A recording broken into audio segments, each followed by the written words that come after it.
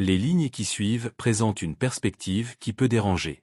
Elles sont basées sur les écrits du philosophe Arthur Schopenhauer, qui, il y a 2 siècles, a posé un regard sans concession sur la dynamique entre hommes et femmes.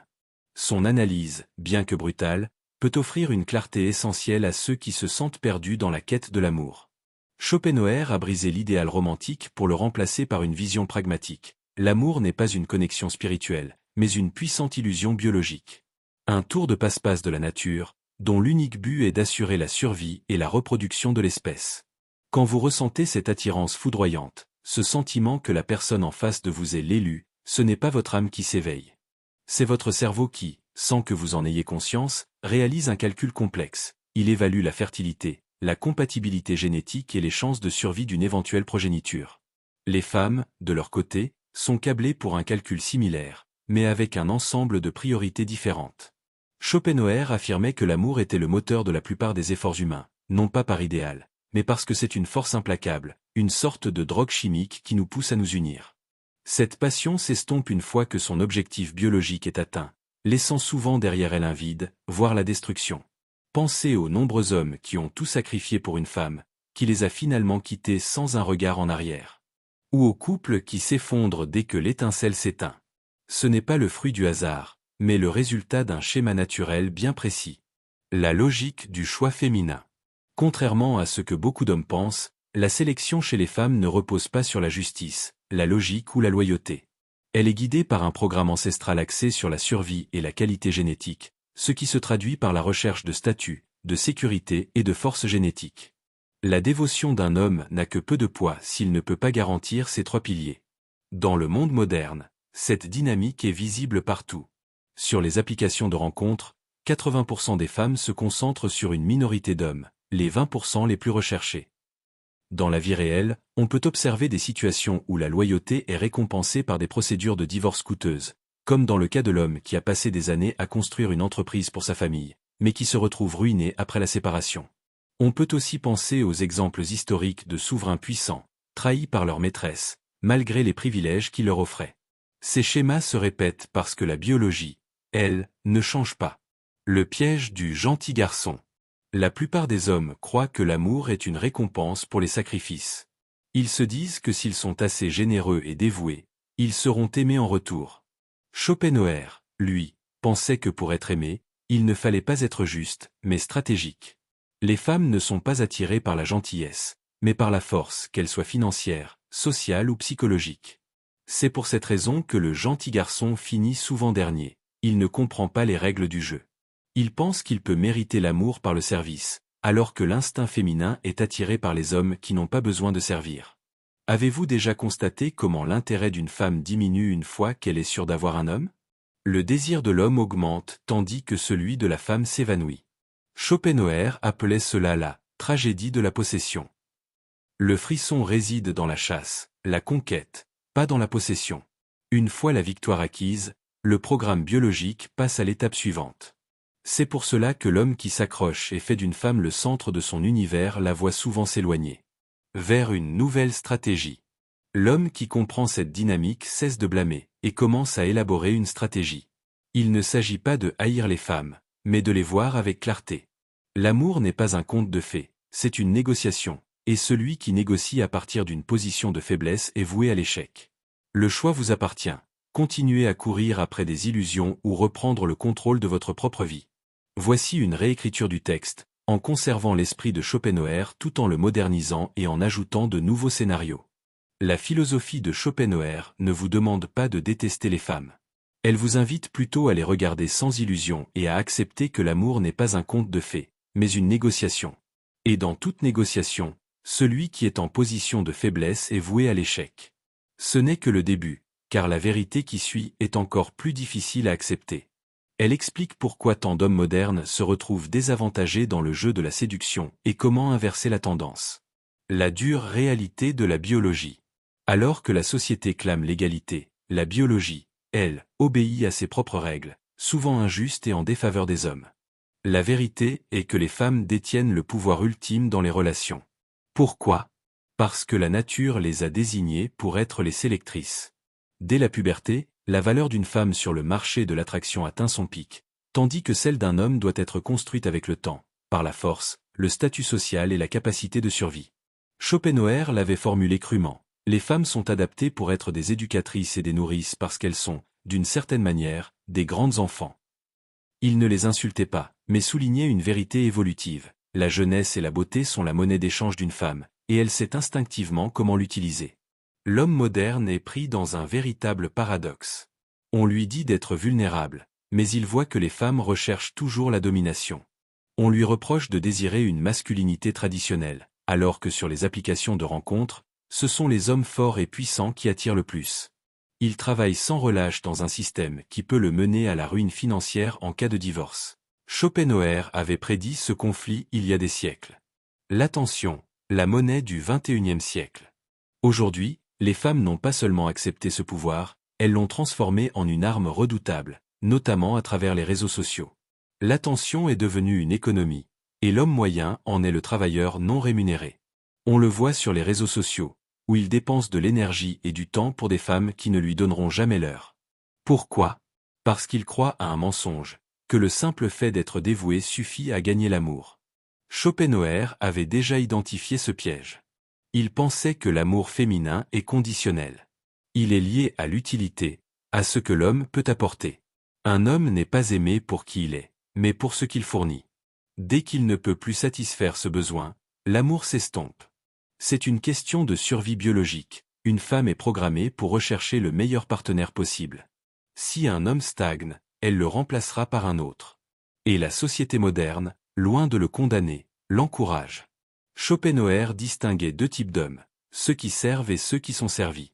Le mâle bêta se fatigue à essayer de prouver sa valeur. Il mendie la loyauté. L'alpha inspire la loyauté sans effort.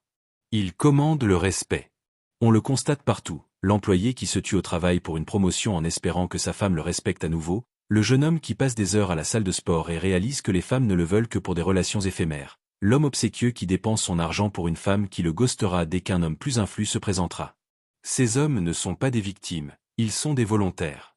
La solution, maîtriser le jeu, puis s'en affranchir. Schopenhauer n'a pas seulement posé un diagnostic sombre, il a offert une solution. La première règle de la survie est de voir le monde tel qu'il est, et non tel que vous voudriez qu'il soit. L'homme qui réussit n'est pas celui qui s'accroche au romantisme, mais celui qui maîtrise le jeu. La vérité la plus difficile à avaler est que le problème ne vient pas des femmes, mais de vous-même. Et c'est en l'affrontant que tout peut changer. Comme le disait Schopenhauer, les règles de l'attraction sont un jeu, mais un jeu que l'on peut gagner en cessant d'y jouer avec les mauvaises règles. L'arme secrète, l'influence émotionnelle.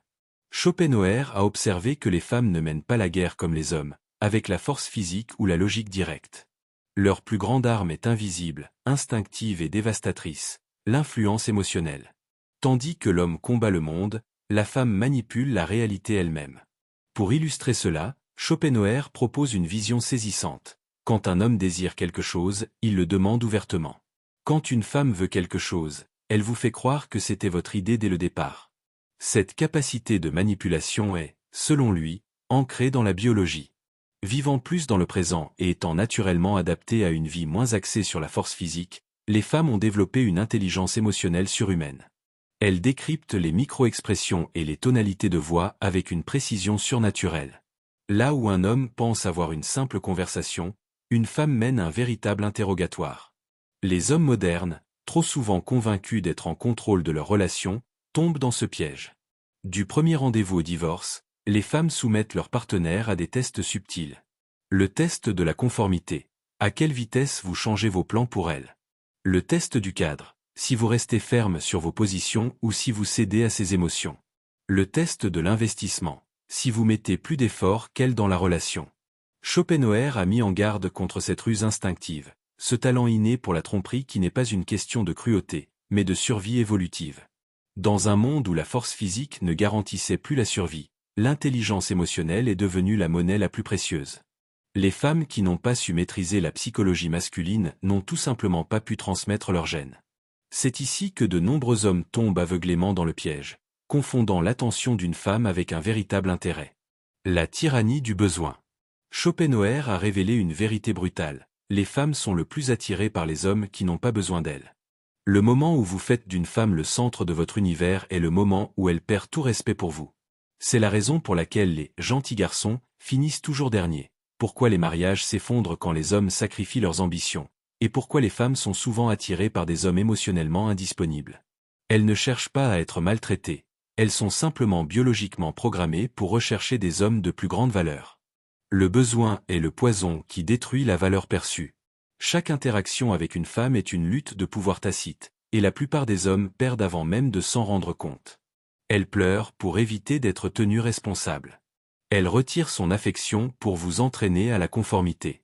Elle flirte avec d'autres pour tester votre confiance. Schopenhauer a appelé cela la « tyrannie des faibles ». Les femmes utilisent leur vulnérabilité apparente pour contrôler des adversaires plus forts. L'homme qui tombe dans le piège devient un esclave. Celui qui s'en rend compte devient inarrêtable. La voie vers la libération. Mais il y a de l'espoir. La vérité la plus libératrice de Schopenhauer est que le premier pas vers la liberté est de voir les chaînes qui vous lient. Une fois que vous comprenez que la nature féminine n'est pas personnelle, mais biologique, vous cessez de le prendre personnellement. Vous arrêtez de mendier la loyauté et commencez à l'inspirer. La révélation ultime de Schopenhauer n'est pas une leçon sur les femmes, mais sur la nature humaine elle-même. Il s'agit de se libérer du jeu de la séduction en le transcendant. L'erreur fatale des hommes modernes est de croire que le bonheur vient de la validation féminine. Schopenhauer avait une vision différente. Le bonheur que nous recevons de nous-mêmes est plus grand que celui que nous obtenons de notre entourage. Les hommes qui réussissent ne sont pas ceux qui conquièrent des femmes, mais ceux qui se conquièrent eux-mêmes. Ils construisent une vie avec un objectif si fort, si gratifiant, que l'attention des femmes devient un bonus agréable, et non une nécessité vitale. Pensez aux plus grands hommes de l'histoire, aux artistes, aux inventeurs, aux guerriers. Ils n'étaient pas distraits par la chasse. Ils étaient trop occupés à bâtir des empires. Voici les 3 piliers d'une masculinité inébranlable.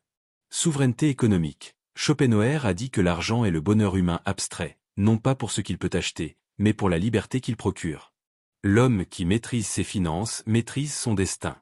Profondeur philosophique. L'homme d'exception cultive un esprit assez aiguisé pour percer les mensonges de la société. Il lit, débat et pense par lui-même. Maîtrise physique. Le corps n'est pas seulement un outil pour l'attraction. C'est le vaisseau de votre volonté. Une faiblesse physique engendre une faiblesse partout. La sagesse de Schopenhauer peut sembler sombre, mais elle est en réalité une armure émotionnelle. Le moyen le plus sûr de ne pas être très malheureux est de ne pas s'attendre à être très heureux. L'homme qui cesse de mendier l'amour, l'approbation ou la justice se rend compte que ces choses viennent à lui naturellement. Il ne fait plus partie de la masse désespérée. Il devient le prix. Le choix vous appartient. Continuez à courir après des illusions ou embrassez votre véritable pouvoir. La pilule rouge n'est pas un appel à la haine, mais à l'amour de la vérité, suffisamment fort pour vous reconstruire à son image. C'est ici que votre vraie vie commence. Schopenhauer nous a offert une vision sans concession de la dynamique entre hommes et femmes. Loin des contes de fées, il a dépeint l'amour comme une illusion biologique, un outil impitoyable de la nature pour la reproduction. Cette perspective nous révèle que la plupart des hommes modernes sont piégés dans une quête de validation, ignorant que le jeu est truqué dès le départ. Le philosophe a mis en évidence le pouvoir de sélection que détiennent les femmes, un pouvoir qui n'est pas basé sur la gentillesse ou la loyauté, mais sur la force, le statut et la supériorité génétique. L'homme qui se sacrifie et qui mendie la loyauté finit par perdre son attractivité, car les femmes sont instinctivement attirées par ceux qui n'ont pas besoin d'elles. Cependant, cette philosophie n'est pas un appel à la haine, mais à la libération. Schopenhauer nous enseigne que la solution ne réside pas dans la défaite des femmes, mais dans la conquête de soi-même. La véritable puissance ne vient pas de la validation extérieure, mais d'une vie construite autour d'un but fort et significatif. L'homme qui se concentre sur sa souveraineté économique, sa profondeur philosophique et sa maîtrise physique devient un phare, un prix, inspirant l'attraction au lieu de la mendier. En fin de compte, la leçon de Schopenhauer nous invite à un réveil brutal. Elle nous apprend à cesser de blâmer les autres et à commencer à évoluer. Le jeu de l'attraction n'est pas personnel, il est biologique. En comprenant ces règles, l'homme peut cesser d'être un esclave de ses illusions et devenir le maître de son propre destin. Le choix est simple. Continuer à courir après des mirages ou embrasser la vérité pour se reconstruire et commencer une nouvelle vie.